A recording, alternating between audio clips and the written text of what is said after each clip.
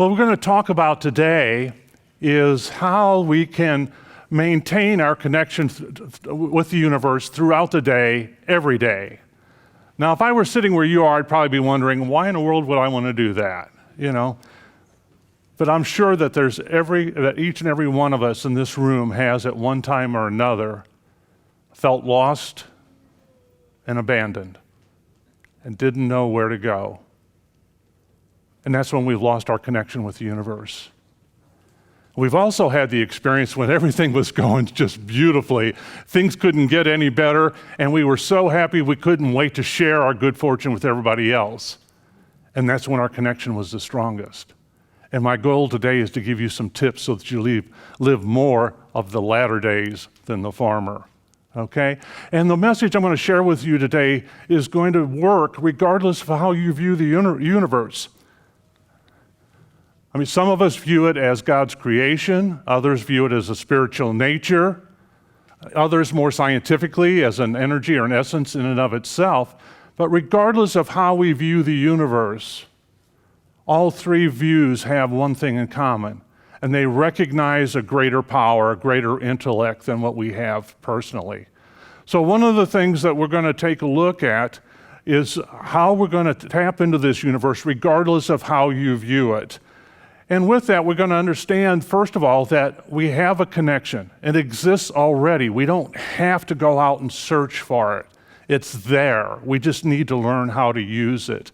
And we look at the fact that we're getting messages every day, and these messages are coming to us through our emotions, through the feelings that we're experiencing on a daily basis. But nobody's taught us how to read and interpret those kinds of messages and what to do with them once we get them. We also don't realize that the conduit to the universe is our subconscious mind. That's our link. That's how we get our connection, and that's how we get the answers that we need. And Dan Fazio gave us some insights a month or so ago into the power of the universe and the power of our subconscious mind in particular, when he cited some neuroscientist studies that showed that our conscious minds function at a rate roughly equivalent to computer speed of 30 to 60 bits a second, depending upon the task that we're involved in. Whereas our total brain capacity, again, based on the consensus of these neuroscientists, is that our brains are able to process 20 million bits per second. That's an awful lot of computing power. And we're not taught how to tap into it and how to use it effectively. And that's what we're going to talk about today. And when we get our connection,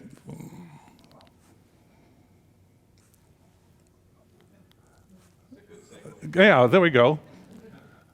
One of the things we're going to discover is that we can tap into the subconscious at will. We all had experiences where we've been wrestling with a problem all day long, and we go to bed at night with problems still unresolved, and the next morning in the shower, the answer comes to us, right? Well, what's happened is our subconscious mind has been working on that problem overnight, and it's providing the answer to us the next day. Again, it's just an evidence of the fact that we are already connected. We see the same thing happen with new ideas. We'll wake up, and there'll be an idea, and it may not even be related to what we're currently doing, what our current career or profession or business is, and it's an amazing idea. And we don't recognize it for what it is, and it's a part of our connection to the universe. And unfortunately, we often dismiss those ideas when we actually should be pursuing them, because part of what the universe is telling us when we have ideas like that is that we're ready for that. We're ready to make that happen, whatever that idea is, and we're ignoring that possibility. And then finally, we can discover links using our conscious minds. Some of the things that I do, and I do a lot of reading. You have to be a reader in order to be a writer, but I do a lot of reading. And one of the things that I do on a consistent basis is that when I start reading something new, I ask my subconscious, what am I going to see here or learn here that I can use in other aspects of my life? And it makes some amazing connections for me. When I was reading Brian Greene's Fabric of the Cosmos, one of the things he talked about was entropy, the second law of thermodynamics. and I had asked my subconscious for a connection. What came out of that was an example that Brian Greene used in the book. I use in a leadership training program that I do to teach managers what their role is. Connection I would never have made consciously on my own, but it's there because of the subconscious mind. So we have a lot of power available to us here, and we just need to learn how to use it. The universe, as I said, sends messages to us, and it sends them in a variety of forms. We sense danger. It's the sixth sense that we have when we're driving down the road, and we sense that the driver next to it's going to do something really stupid, and we're able to avoid an accident as a result of that. That's our connection to the universe. That's the universe letting us know that. We fight our natures. I was talking to a woman recently, and she said that she is very successful with podcasts and with videos, and that she was starting to write a book, and then she admitted that she'd been writing the book for 2 years, and she was actually resisting writing the book. Well, that's a message from the universe that that's the wrong approach for her. What I suggested to her is that she do an audiobook and then have somebody transcribe it and she can get one into print. So again, we fight our natures, and when we procrastinate, that's a message from the universe that we're approaching something in a way that's not natural for us, that doesn't work for us. And then we fight nature in general.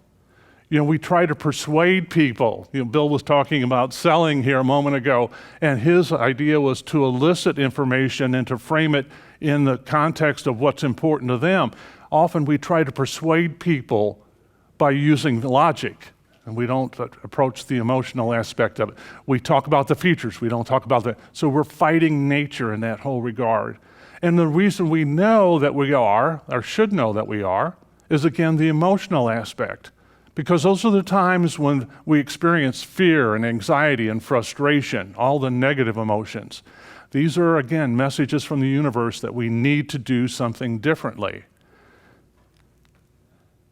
Now, one of the things that I often get told by people is that, whether they're religious and they say my prayers don't get answered, or I don't know if they're going to be answered, I just don't have a sense for that, or whether it's some other form of tapping into the universe that they attempt and it doesn't work for them.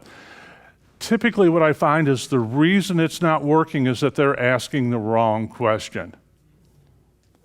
Think about the subconscious mind as a computer.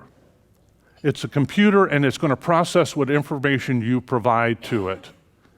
And the question that we normally ask, again, subconsciously, without realizing it, is if. So if a new idea comes, we wonder if it's possible, if we have the talent, the skills, the abilities to make it happen, if we're going to be able to garner the resources. All of these if questions are doubts, and we're feeding doubts into this computer, and the only thing it can do with it is process it. Process the doubt. So we see this vacillation between, oh, it's a great idea, I really like to do this, I wonder if I got the resources, I wonder if I, and we're back and forth, and typically this vacillation ends up in us either not taking any action at all, or taking such tentative action that we're almost assured to fail. The question we need to be asking is how? How can I make this happen? How can I get the resources that I need? If I don't have the background or experience, how am I going to get that? How? Because that subconscious mind will provide that answer for you. So the problem is the if question implies doubt, where the how question presumes a result. And when we presume a result, the subconscious is very, very effective at providing that result for us. And to give you a quick example, when I came up with the title for this book, One with the Universe, one of my fears was that it wouldn't be attractive to people who are deeply religious. And I wanted to be able to help them as much as I help anybody else. And so what I asked my subconscious was, how can I make this attractive to people who are deeply religious without changing the title? And a few minutes later, I got an answer that says, in your introduction, indicate that it doesn't matter, which is the opening I used here, whether you view the universe as God's creation, a spiritual nature, or more scientifically. And then the next thought I had was, that's fine, but you got to get them to read the introduction first. So how are you going to do that? The answer to that came equally quickly, and it was put it on the back cover. Because people will read that very quickly. And if it makes sense to them and they realize that they're being included, they're more likely to be engaged by it. Okay? So my question for you today is, how can I help you become more connected? Questions? Yes, Lori.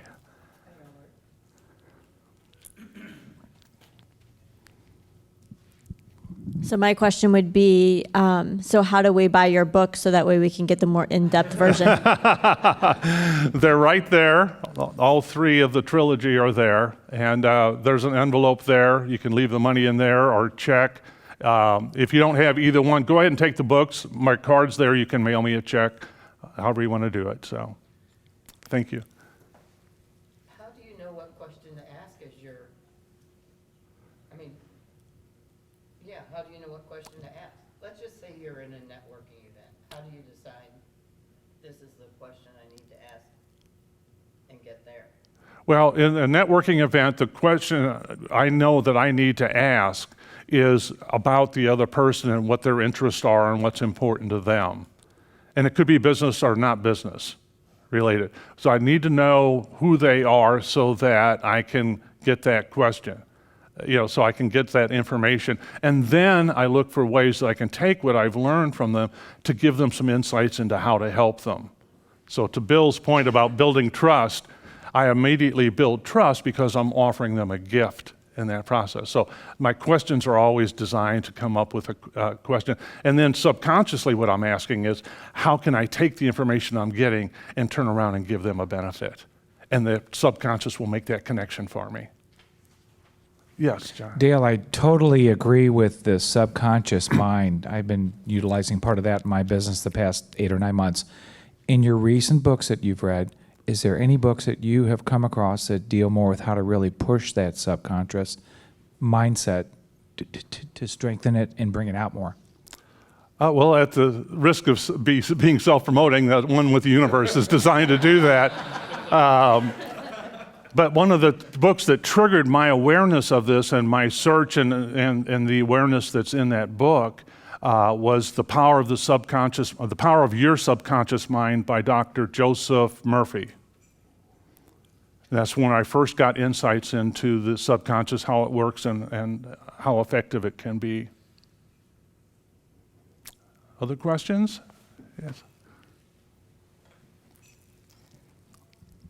This may be in the book. If it is, just let us know. But so how do you target down your multiple interests if your subconscious mind is saying, we like all of these things? How do you pick one to go with, or how do you divide your time to hit 3? Great question. Yeah, when you have multiple ideas and interests that you want to pursue, and you want to know how to choose that, you ask your subconscious, which of these is my greatest desire? If I had to choose one, what would this? Because it will help answer that question. What are the advantages? What does this bring to me in the way of benefits? And then you can begin to list those. And normally the one with the greatest list and the ones you're most inclined to work on, to take the first step, that's the one that's the greatest interest, and that's the one you should be pursuing. Any other questions for Dale?